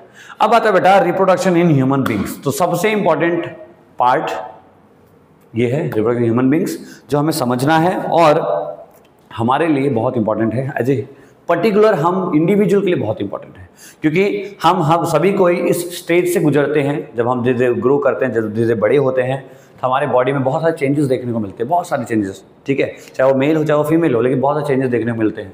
तो उस चेंजेस से आपको पता होना चाहिए, इसलिए 10th स्टैंडर्ड में डाला गया है चैप्टर को, ताकि जब आप एक 10th स्टेज एक ऐसा है जब आप धीरे ग्रो हो रहे हो, जब आपकी बॉडी में हार्मोनल चेंजेस हो रहे हैं, जब आपकी बॉडी में डिफरेंट ग्रोथ हो रहे हैं, तो उस ग्रोथ को आप समझ पाओ, उसे घबराओ नहीं। इसलिए चैप्टर है, इस टॉपिक को इंक्लूड किया गया है हमारे 10th के सिलेबस में। ठीक है, तो चैप्टर बोर्ड्स के लिए इंपॉर्टेंट है, लेकिन हमारे लिए जनरली अवेयरनेस के लिए, जनरल नॉलेज के लिए भी बहुत इंपॉर्टेंट है। तो चलो समझते हैं इस चैप्टर को, मजे से पढ़ेंगे, समझ के पढ़ेंगे, ताकि हमारे अच्छे मार्क्स भी आएँ और साथ साथ हमें काफ़ी नॉलेज भी मिले। तो देखो बेटा, सबसे पहली चीज़ जो इसके अंदर एड ऑन होती है, हमें जो समझना है, that is called puberty. Puberty क्या है? पुबर्टी क्या होता है? The age at which the sex hormones and gametes begin to produce in the body of a girl and a boy become sexually mature is called puberty। यानी कि कोई भी individual, कोई भी गर्ल हो बॉय हो, जब उसके अंदर सेक्सुअल हार्मोन्स का डेवलपमेंट होने लगे, ठीक है, सेक्सुअल हार्मोन जब डेवलप होने लगे, जब यानी कि उसके जो रिप्रोडक्टिव पार्ट्स है उसके अंदर डेवलपमेंट दिखने लगे, तो वो क्या होता है? That is called puberty stage. कौन सा स्टेज है बेटा? वो पुबर्टी स्टेज है। अब मेल्स में after the puberty the testis start producing sperm and the male sex hormones called testosterone. अब जो बॉडी है, जो मेल होते हैं, हम ह्यूमन बींग्स मेल जो होते हैं, उन मेल के अंदर जो पुबर्टी के बाद जो टेस्टिस होते हैं, टेस्टिस जो होती है, टेस्टिस में स्पर्म प्रोड्यूस होने लगता है। स्पर्म क्या है? स्पर्म एक ऐसा लिक्विड है जो क्या करता है, जो बेबी को क्रिएट करने में हेल्प करता है। ठीक है, मतलब बेबी क्रिएटिंग एजेंट में मेल के थ्रू कौन जाता है? स्पर्म जाता है। तो स्पर्म को बनाने वाला जो टेस्टिस है, जो हमारे रिप्रोडक्टिव पार्ट में होता है, वो क्या करता है? वो यहाँ पे स्टार्ट कर देता है क्या प्रोड्यूस करना? स्पर्म को प्रोड्यूस करना स्टार्ट कर देता है, और उस हार्मोन का नाम होता है टेस्टोस्टेरोन। ठीक है, याद रहेगा। ठीक है, ये कुछ उसका स्ट्रक्चर होता है, कुछ इस तरह का स्ट्रक्चर होता है टेस्टोस्टेरोन का, आप देख सकते हो यहाँ पे। अच्छा, एंड इन फीमेल, ठीक है, यहाँ फीमेल में नहीं लिखा गया, चलो फीमेल हम डिस्कस करेंगे बाद में, लेकिन पहले ये पूरा कर लेते हैं। Male and female also start developing secondary sexual characteristic. अब देखो, सिर्फ स्पर्म ही नहीं बनता, एक बात और समझ लीजिए आप लोग, ऐसा नहीं है कि हमारी बॉडी सिर्फ स्पर्म बनाती है एक पुबर्टी एज के बाद। पुबर्टी के बाद स्पर्म के साथ साथ और क्या बनाता है? Hair growth in the armpit, public region, pubic region and chest and face, यानी कि हमारी दाढ़ी मूछें आनी शुरू हो जाती है धीरे धीरे, चेस्ट में बाल आने लगते हैं, ठीक है, अंडर आर्म्स में बाल आने लगते हैं, इस तरह की चीज़ें होने लगती हैं। फिर क्या है, बॉडी बिकम्स मस्कुलर, हमारी जो बॉडी है वो कैसी बनने लगती है, मस्कुलर होने लगती है, हमारी जो बॉडी के जो ग्रोथ है वो क्या होता है, स्ट्रॉन्ग होने लगते हैं हमारे मसल्स। फिर क्या है, वॉइस डिपेंस, हमारी जो आवाज़ है उसमें भारीपन आ जाता है। एक छोटे बच्चे की आवाज़ सुनो, एक अपने पापा की आवाज़ सुनो, आप दोनों में डिफरेंस आपको समझ में आएगा कि आवाज़ में जो भारीपन है वो क्यों आ जाता है, due to because of puberty. फिर क्या है, chest and shoulders become broad, हमारी जो छाती है वो चौड़ी हो जाती है, बाहीं ये जो शोल्डर्स है वो भी क्या हो रहे हैं, चौड़े हो जाते हैं। किसमें, मेल्स के केस में। क्लियर है यहाँ तक? तो कोई आपसे पूछे बेटा पुबर्टी होने के बाद या पुबर्टी स्टेज के बाद क्या क्या चेंजेस देखने को मिलते हैं, तो ये प्राइमरी चेंज है और ये आपका सेकेंडरी चेंज है। क्लियर है यहाँ तक? चलिए अब बात करते हैं फीमेल्स में। अगर हम बात करें बेटा फीमेल्स की, तो फीमेल्स के अंदर क्या होता है, after puberty ovaries start producing ova और eggs and female sex hormones estrogen and progesterone develop होने लगता है। यानी जैसे मेल के अंदर टेस्टिस के अंदर क्या डेवलप हो रहा था, स्पर्म डेवलप हो रहा था, वैसे ही जो फीमेल है उनके ओवरीज में, क्योंकि ओवरी क्या है हम समझेंगे, ये भी रिप्रोडक्टिव पार्ट का रिप्रोडक्टिव जो हमारे बॉडी का रिप्रोडक्टिव पार्ट होता है फीमेल्स का, उसका कुछ पार्ट है। तो वो क्या करता है, प्रोड्यूस करता है क्या, ओवा, जिसको हम एक्स भी बोल सकते हैं। क्या बोल सकते हैं, एक्स बोल सकते हैं। और इसको बनाने वाला जो हार्मोन होता है उसको बोलते हैं एस्ट्रोजन या प्रोस्ट्रोजन। ठीक है, डायग्राम उसका उधर रखा है। अब बेटा इसके साथ साथ जो सेकेंडरी चेंजेस या सेकेंडरी सेक्सुअल कैरेक्टर फीमेल में जो चेंज होता है वो क्या क्या है, बताओ तो क्या है। देखो सबसे पहला क्या है, सेम वही hair growth, under arms, armpit and pubic region. यानी जो प्यूबिक रीजन है और जो आर्म है यानी कि अंडर आर्म्स, वहाँ सब में क्या होता है, हेयर का डेवलपमेंट होने लगता है पहला। दूसरा क्या है, mammary glands and develop and enlarge. ठीक है, जो मेमोरी ग्लैंड्स होता है, जो रिप्रोडक्टिव पार्ट होता है उसमें क्या होता है, उसमें ब्रॉडनेस आने लगती है, थोड़ा सा चौड़ा होने लगता है। ठीक है, तीसरा क्या है, हिप्स ब्रॉडन, यानी जो हिप है, हिप पार्ट, जैसे हमारा क्या था, हमारे में शोल्डर बढ़ रहे थे, मोटे हो रहे थे, ऐसे इनमें क्या है, जो हिप है वो क्या हो रहा है, उनका चौड़ा होता है, मोटा होता है। साथ ही साथ fallopian tube, uterus and vagina enlarge. और जो फेलोपियन ट्यूब होता है, ये सब चीज़ें हम डिटेल में डिस्कस करेंगे, लेकिन आप सुनते रहो। Fallopian tube, uterus and vagina जो क्या होता है वो इंक्रीज होने लगता है, उसकी साइज इंक्रीज होने लगती है। ठीक है, चलो अब मेल रिप्रोडक्टिव सिस्टम को हम डिटेल में स्टार्ट करते हैं, समझने की कोशिश करते हैं। तो बेटा जो मेल रिप्रोडक्टिव सिस्टम होता है वो क्या होता है, the male reproductive system consist of portion which perform two major function. अब जो मेल रिप्रोडक्टिव सिस्टम है बेसिकली दो मेजर फंक्शन को कंप्लीट करता है। कौन कौन सा, पहला कौन सा है, प्रोड्यूस करता है किसको, स्पर्म को। हमारी बॉडी का सबसे पहला रोल, सबसे पहला फंक्शन क्या है, to maintain the sperm count और to produce the sperm count. आपकी बॉडी हर काम को छोड़ सकती है लेकिन स्पर्म काउंट को मेंटेन करना छोड़ नहीं सकता। क्यों? क्योंकि बॉडी का सबसे पहला रोल क्या है, स्पर्म काउंट को मेंटेन करना। दूसरा क्या है, डिलीवर करना स्पर्म को to the site of fertilisation. दूसरा काम क्या है कि जहां फर्टिलाइजेशन होता है, कहां पे होता है, फीमेल की बॉडी के अंदर, फीमेल के ओवरी के अंदर, तो वहां पे क्या होगा, स्पर्म को भेजना, वो भी काम किसका है, हमारे मेल रिप्रोडक्टिव पार्ट का काम होता है। ठीक है, कुछ ऐसा स्ट्रक्चर होता है मेल रिप्रोडक्टिव पार्ट का। ठीक, चलिए अभी नेक्स्ट है कि भाई इसके अंदर मेल रिप्रोडक्टिव पार्ट में कौन कौन से इंपॉर्टेंट पार्ट है उसको हमें देखते हैं। ये आपके बुक का डायग्राम है, टेक्स्ट बुक के अंदर एनसीईआरटी का। देखो सबसे पहला इसके अंदर क्या है आपके पास, सबसे पहला आता है टेस्टिस। अब देखो दिख रहा है आपको ये स्ट्रक्चर, ये जो पार्ट है बेटा इसको बोलते हैं टेस्टिस। क्या बोलते हैं, टेस्टिस। अभी टेस्टिस क्या है, it is the primary reproductive organ in the male. कैसा रिप्रोडक्टिव पार्ट है ये, प्राइमरी रिप्रोडक्टिव ऑर्गन है। किसके अंदर, किसी भी मेल्स के अंदर जो प्राइमरी ऑर्गन है वो कौन सा है, ये है। It is located outside the abdominal cavity in the scrotum because sperm formation requires a lower temperature than the normal body temperature. हमारे बॉडी टेम्परेचर से लोअर टेम्परेचर चाहिए किसके लिए, स्पर्म को बनने के लिए, स्पर्म को डेवलप होने के लिए। ठीक है, इसलिए कहाँ होता है, ये बाहर की साइड होता है, स्क्रोटम से साइड होता है, लिखा है ना, abdominal cavity in the scrotum because sperm formation required a lower temperature। तो ये कहाँ पे होता है, आउटसाइड होता है, बाहर की साइड होता है, इस तरह से। ठीक है, ये हमारा पेनिस हो गया, तो पेनिस के पीछे की साइड यानी कि बाहर की साइड इस तरह से रहता है। फिर क्या है, फंक्शन क्या होता है टेस्टिस का, कि प्रोडक्शन ऑफ स्पर्म और सिक्रेशन ऑफ टेस्टोस्टेरोन। दो काम है, स्पर्म को प्रोड्यूस करना, दूसरा टेस्टोस्टेरोन को बनाना, मेंटेन करना। अब बेटा क्या है टेस्टोस्टेरोन, क्या होता है, देखो पहले तो ये समझ लो, ये काफी इंपॉर्टेंट है। What do you mean bye testosterone.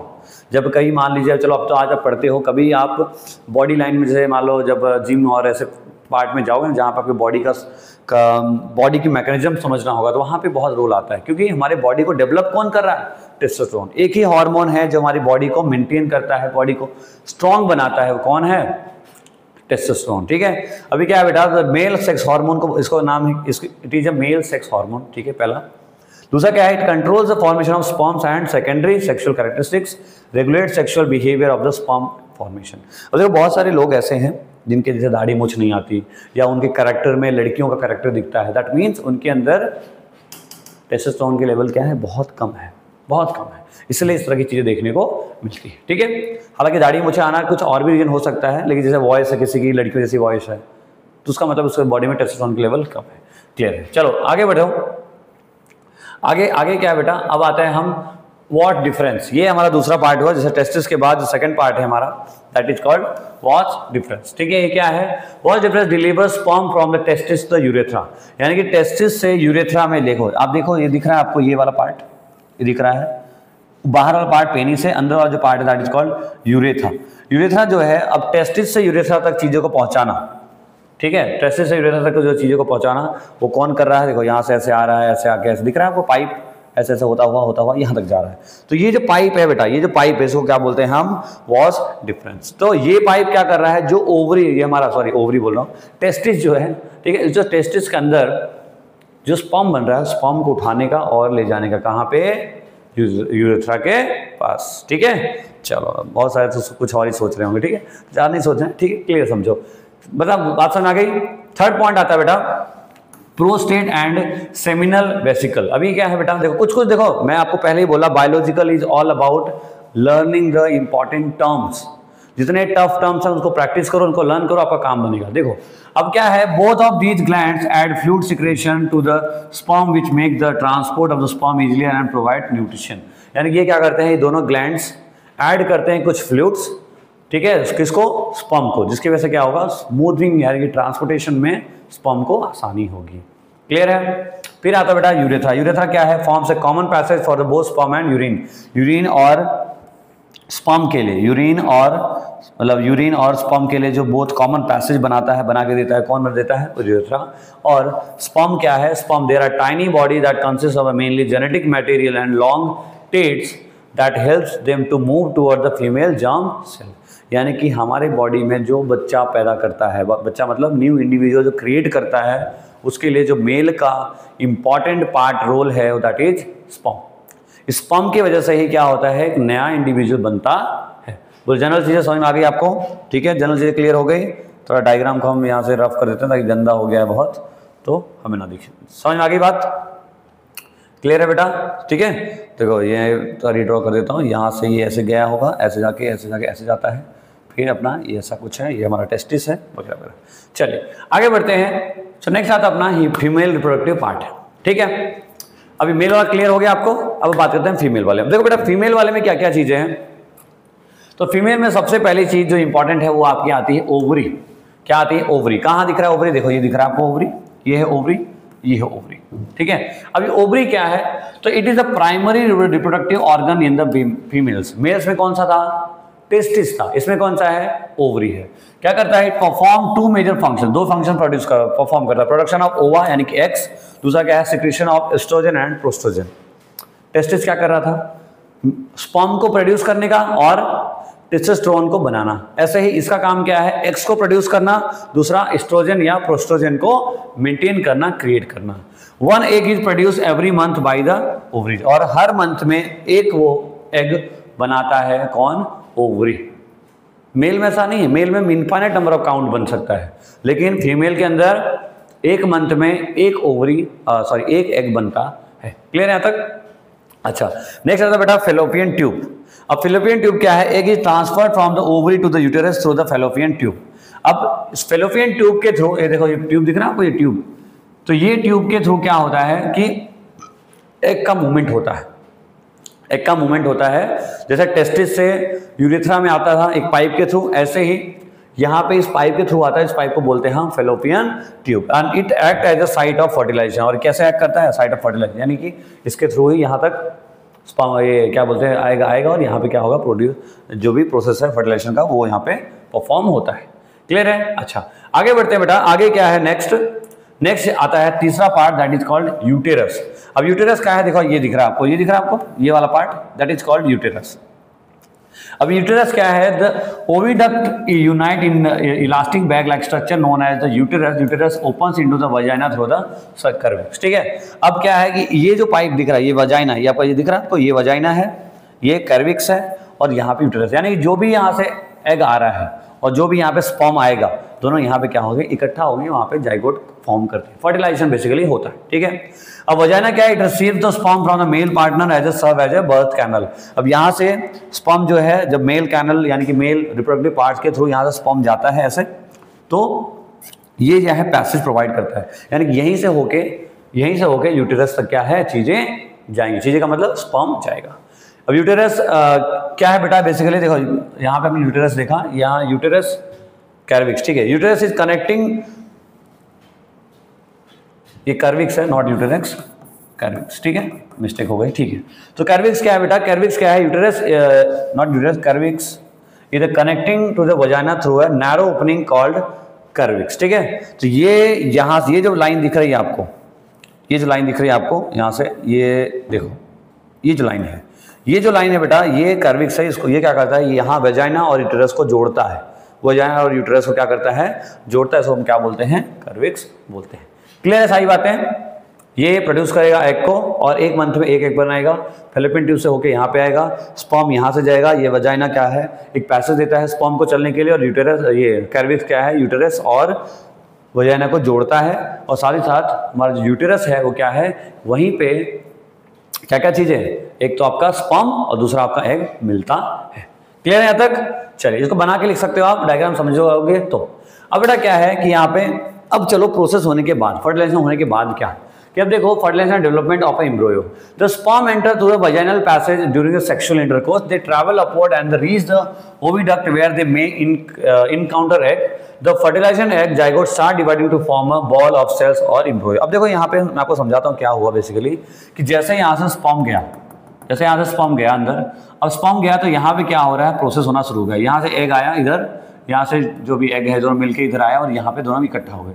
अब यहाँ पे क्या हो रहा है बेटा? जाइगोट फॉर्म हो रहा है. क्या हो रहा है? जाइगोट फॉर्म हो रहा है. यहाँ तो बातें समझ में आ गई थी. अब क्या है कि अब यहाँ पे जो जाइगोट बन रहा है अब एम्ब्रियो स्टार्ट हो रहा है. ये इस तरह का एक फर्टिलाइजेशन स्टार्ट हुआ. अब ये जाइगोट से बना, जाइगोट से क्या है? अब एम्ब्रियो अपने आप को डिवाइड करेगा डिफरेंट मल्टीपल सेल्स में. ठीक है. सेल्स में डिवाइड होने के बाद आप ऐसा कुछ डेवलपमेंट होगा, डेवलपमेंट होने के बाद ऐसा होगा, फिर यहाँ से क्या होगा? आपका एक बेबी जो है क्रिएट होना शुरू हो जाएगा. देखो the embryo is implanted in the lining of the uterus where they continue to grow and develop organ to become the foetus. अब धीरे धीरे क्या होगा? ये इकट्ठा होंगे, दोनों ब्रेकडाउन होंगे और लाइनिंग को कवर कर देगा. लाइनिंग को जो पतली पतली लाइनिंग थी, जो ये लाइनिंग है आपकी, ठीक है, इस लाइनिंग को क्या करेगा? वो थिक करेगा, मोटा करेगा. And the embryo get nutrition from the mother's blood with the help of the special tissue called placenta. ये बहुत इंपॉर्टेंट वर्ड है. What do you mean by placenta? तो ये प्लेसेंटा एक ऐसा प्लेस है, एक ऐसा पार्ट है जहाँ पे क्या कहता है? द एम्ब्रियो को क्या मिलता है? एम्ब्रियो का मतलब the nucleus of the new kid, the nucleus of the new क्या बोलते हैं? ऑर्गेनिज्म जो बॉडी के अंदर डेवलप हो रहा है. तो वो क्या कर रहा है? न्यूट्रिशन उसको मिल रहा है कहाँ पे? मदर्स के ब्लड से. और कौन हेल्प कर रहा है उसको? प्लेसेंटा हेल्प करता है. तो बेटा बहुत ही अच्छी चीज़ समझने को मिल रही है यहाँ पे कि किस तरह से डेवलपमेंट हो रहा है, कैसे ये एम्ब्रियो डेवलप हो रहा है, कैसे अपने आप को ब्रेक डाउन कर रहा है और कैसे फूड को वो लेता है मदर्स की बॉडी से. ठीक है. अब देखो प्लेसेंटा एग्जाम में आता है इसलिए यहाँ पे मैंने अलग से मेंशन कर दिया है. प्लेसेंटा क्या है? आप देखो कि it is a disc shape structure embedded in the uterine wall. It help in the exchange of nutrition, oxygen, waste product between the embryo and the mother. अब देखो आप ये दिख रहा है आपको प्लेसेंटा में, आपको दिखाऊं. देखो ये पार्ट जो है ना, ये प्लेसेंटा है.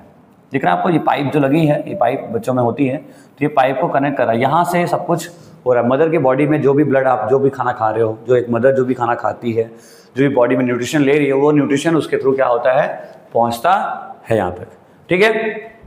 उसके बाद स्टेजेस देखो. The development of the child inside the mother body is takes approximately 9 month, जिसको आप गेस्टेशन पीरियड भी बोलते हो. तो ये जो पूरा 9 महीने का प्रोसेस है, ठीक है, 1 मंथ, 2 मंथ, 3 मंथ, 4 मंथ, इस तरह का जो भी प्रोसेस है, ये पूरा प्रोसेस में 9 महीने लगते हैं. तो ये 9 महीने का जो प्रोसेस होता है उसको बोलते हैं गेस्टेशन पीरियड. ठीक है. उसके बाद the child is born as a result of rhythmic contraction of the muscular in the uterus. तो इस तरह से क्या होता है? बॉडी में जो चाइल्ड है जैसे ग्रो करता है कहाँ पे? यूटेरस के अंदर. क्लियर यहाँ तक? चलो आगे देखो, आगे क्या है बेटा, अब नेक्स्ट आता है मेंस्ट्रुएशन, ठीक है। मेंस्ट्रुएशन, मेंस्ट्रुएशन क्या होता है? मेंस्ट्रुएशन जो होता है बेटा, every month ovary released one egg and uterus prepare itself to receive the fertilization egg by the developing thick spongy lining। अब क्या होता है, अब इसको थोड़ा समझना, फीमेल को तो पता ही होगा, मेल्स में ध्यान से समझो और इसको एग्जाम में कैसे लिखना है उसको भी समझो, ठीक है। अब देखो क्या होता है कि जो यूटेरस है, मतलब ये जो हमारा फीमेल रिप्रोडक्टिव सिस्टम है, उसकी जो लाइनिंग है बेटा, लाइनिंग यानी यहाँ से जो एग आया होगा आके वेट कर रहा है, किसका वेट कर रहा है? स्पर्म का वेट कर रहा है। ये स्पर्म का वेट क्यों कर रहा है? क्योंकि उसको बॉडी का बेसिक स्ट्रक्चर क्या है, बेसिक फंक्शन क्या है, हमारे बेसिकली रिप्रोडक्टिव पार्ट का बेसिक फंक्शन क्या है कि एग और स्पर्म मिल जाए और मिल के एक नया इंडिविजुअल को बनाए। तो यहाँ पे क्या है, रेडी है, यहाँ पे दोनों मतलब ये एग वेट कर रहा होता है कि कहीं से मतलब स्पर्म आए और स्पर्म आने के बाद हम क्या होगा, यहाँ पे फर्टिलाइजेशन प्रोसेस हो पाए, ठीक है। लेकिन after some time if fertilisation does not takes place, जब फर्टिलाइजेशन नहीं हो पाता है उस केस में क्या होगा, egg along with the uterus lining break down and comes out through a vagina as a blood and mucus. अब क्या होगा कि जब ये प्रोसेस नहीं हो पाया तो क्या होगा, एग जो है वो क्या हुआ, एक्सपायर हो गया, मतलब खराब हो गया। अब वो एग क्या होगा, उस वही एग उस लाइनिंग के साथ धीरे धीरे क्या होगा, बाहर को साइड वजाइना से बाहर निकलने लगती है। किस फॉर्म में? ब्लड के फॉर्म में और म्यूकस के फॉर्म में, ठीक है। एक थिक लेयर के फॉर्म में, ठीक है, जैसे क्लॉटिंग होता है वैसा कुछ, और ब्लड से है बाहर आने लगती है, उसको हम क्या बोलते हैं? मेंस्ट्रुएशन, ठीक है। क्या है, दिस साइकिल टेक्स प्लेस रफली every month and it known as a menstruation, ठीक है। ये ऑलमोस्ट हर फीमेल में होता है और रफली कितने हैं, एवरी मंथ में, हर महीने में एक बार होता है और ऑलमोस्ट कितने दिन के लिए होता है, 2 से 8 दिनों के लिए ये स्टेज रहता है, ठीक है। तो एग्जाम में क्वेश्चन आया हुआ है, what do you mean by this one, तो आप इसको नोट करेंगे, अच्छे से लिखेंगे, ठीक है। ये पूरा स्टेज है, ठीक, ये पूरा स्टेज इस तरह से चलता रहता है। क्लियर है? कर लोगे, बना लोगे, समझ में आ गया? चलिए आगे बढ़ते बेटा। आगे आता है सेक्सुअली ट्रांसमिटेड डिजीज, STD। अब ये बीमारी भी समझना बहुत जरूरी है, एग्जाम में कुछ बीमारियां आती है, जैसे STD कौन कौन सी बीमारी है देखो। तो disease which are spread by sexual contact with an infected person are called sexually transmitted disease, STD। अब कई बार जैसे देखो, नॉर्मल बीमारी तो नॉर्मल बीमारियां हैं, लेकिन रिप्रोडक्टिव पार्ट में कुछ प्रॉब्लम हो, ठीक है, तो सेक्सुअली ट्रांसमिटेड जो डिजीज ट्रांसमिट होती है हमारी बॉडी में, सेक्सुअल यानी कि रिप्रोडक्टिव पार्ट के थ्रू जो डिजीज जनरेट होती है उसको बोलते हैं हम STD। कॉमन है कुछ, जैसे गोनोरिया है caused by the bacteria, syphilis है कॉज्ड बाय बैक्टीरिया, एड्स जो होता है बेटा वो क्या है, किसी वायरस के थ्रू होते हैं, ठीक है। एड्स हो गया, ठीक है, और जितनी बीमारियां हैं यहाँ पे, एड्स हो गया, सिफिलिस हो गया, गोनोरिया हो गया, ठीक है। तो सारी बीमारियां जितने भी हैं ये किसके थ्रू हो रहे हैं, STD के थ्रू हो सकते हैं, हो जाते हैं, ठीक है। फिर आता है बेटा birth control method, contraceptive method कौन कौन से हो सकते हैं। अब देखो, जैसे मान लीजिए कि आपको सेक्सुअली परफॉर्म तो करना है लेकिन आपको बेबी क्रिएट नहीं करना, ठीक है, आपको बेबी आया, आपको रिप्रोडक्शन वाला पार्ट में नहीं जाना है, उस केस में इस मेथड का यूज करना पड़ता है। क्या क्या है ये बेटा, देखो, तो prevention of pregnancy in the women is called contraception, ठीक। प्रेगनेंसी का मतलब वही फर्टिलाइजेशन। अगर आप चाहते हो कि हम फर्टिलाइजेशन नहीं करना चाहते लेकिन आप सेक्सुअल एक्टिविटी करना चाहते हो, तो उस केस में आपको इस मेथड का फॉलो करना पड़ता है। कौन कौन सा? सबसे पहला तो बेटा बैरियर मेथड, सबसे पहला मेथड आता है कौन सा, barrier method, that is condoms, ठीक है। एडवांटेज क्या है, it help in the prevention of the STD। दूसरा क्या है, ओरल यानी केमिकल मेथड, जिसको बोलते हैं हम ओरल पिल्स, मतलब आपने सेक्सुअल एक्टिविटी की उसके बाद आप पिल्स खा सकते हो, पिल्स खाने से क्या होगा, it change the hormonal balance which can cause side effect. इसका एक डिसएडवांटेज है कि हमारे बॉडी का जो हार्मोनल चेंजेस है उसमें क्या कर सकता है, प्रॉब्लम क्रिएट कर सकता है, लेकिन ये भी एक मेथड कॉन्ट्रासेप्टिव का हो सकता है। नेक्स्ट है बेटा IUCD, ये क्या है, intra urine control contraceptive device, जो कि जिसको हम कॉपर डी के नाम से भी जानते हैं। आप देखो सकते हो यहाँ पे इस तरह से कॉपर डी क्या होता है, इस तरह प्लेस कर दिया जाता है, जिससे क्या होगा, जो एग है वो यहाँ तक तो पहुँचेगा लेकिन स्पर्म आ तो रहा है लेकिन यहाँ तक क्या होगा, दोनों मिल नहीं पा रहे। जब नहीं मिलेंगे नहीं तो क्या होगा, फर्मेंट या रिप्रोडक्शन नहीं होगा, ठीक है। डिसएडवांटेज क्या है, can cause irritation of the uterus. यहाँ पे क्या है, यूटेरस में ये इचिंग वगैरह पॉसिबिलिटी है। नेक्स्ट है बेटा सर्जिकल मेथड। सर्जिकल मेथड में क्या है, वेसेक्टोमी और ट्यूबेक्टोमी, 2 तरह के मेथड हो सकते हैं। अगर मेल में करते हो तो उसको बोलते हैं हम वेसेक्टोमी, ठीक है। फीमेल करते हो तो उसको बोलते हैं हम ट्यूबेक्टोमी। मेल या फीमेल दोनों में क्या करते हैं, सर्जरी का मेथड है, जिससे आप क्या कर सकते हो, किसी तरह से फैलोपियन ट्यूब में यहाँ पे बंद कर दिया जाता है, जिसके वजह से क्या होगा कि आप जो एग जनरेट नहीं होगा, क्योंकि देखो बेबी कभी क्रिएट होगा जब स्पर्म और एग दोनों मिलेंगे। जब दोनों का मिलने नहीं देंगे तो क्या होगा, यहाँ पे आप बेबी कंट्रोल कर सकते हो। तो दीज आर सम मेथड्स। लेकिन सर्जिकल में अगेन प्रॉब्लम क्या है, अगर सर्जरी प्रॉपर नहीं हुई तो वहाँ पे इन्फेक्शन हो सकता है और एक फ्यूचर टर्म में बहुत बड़ा प्रॉब्लम क्रिएट हो सकता है। ठीक है, क्लियर हुआ तक? पक्का? ठीक है, अब देखते हैं questions. Name 3 contraceptive technique device use for human females to avoid pregnancy, under which category of contraceptive method it is use to condom kept. ये सारी चीजें लिखी गई है। ठीक है, आप कर लोगे। क्वेश्चंस कब आया हुआ है, क्वेश्चन ये 2024 का लिखा नहीं है यहाँ पे। नेक्स्ट है, in which of the following organism multiple fission means of sexual reproduction में कौन सा करते हैं, एमसीक्यू है, कर लेना। ठीक है, this the part of seed which is source of food, duration, germination of seed. सारे क्वेश्चन इंपॉर्टेंट हैं, एमसीक्यू के हैं, जो हमने पढ़ा है उससे रिलेटेड है, आप एक बार पढ़ोगे हो जाएगा। क्लियर है, समझ में आ गया? ठीक है, so that's all for today's lecture. I hope आपको चीज़ें समझ में आई होगी। ठीक है, एक ऐसा चैप्टर है जिसमें टीचर्स ड्यूरिंग क्लास बहुत शर्माते हैं। बहुत बार मैंने देखा है, बहुत सारे टीचर्स ऐसा होता है, बहुत सारे बच्चे भी कई बार कंफर्टेबल नहीं महसूस करते। बट आई होप आपको चीज़ें अच्छी लगी होगी, समझ में आया होगा, और एग्जाम पॉइंट ऑफ व्यू से काफ़ी इंपॉर्टेंट भी है ये चैप्टर। तो आप अच्छे से पढ़िए, मेहनत करके पढ़िए। ठीक है, सो मिलते हैं नेक्स्ट लेक्चर में। अगर आपको कोई पर्टिकुलर डिमांडेड वीडियो है तो आप मुझे जरूर रिक्वेस्ट करिए, I will make video on that topic. ठीक है, तो तब तक पढ़ाई करते रहिए, मेहनत करते रहिए, और अगर वीडियो अच्छी लगी हो तो लाइक करिए, अपने दोस्तों के साथ जरूर शेयर करें। And if you are new on my channel, so please don't go without doing subscription या सब्सक्राइब। ठीक है, सो मिलते हैं नेक्स्ट वीडियो में, तब तक के लिए पढ़ाई करते रहिए। All the very best.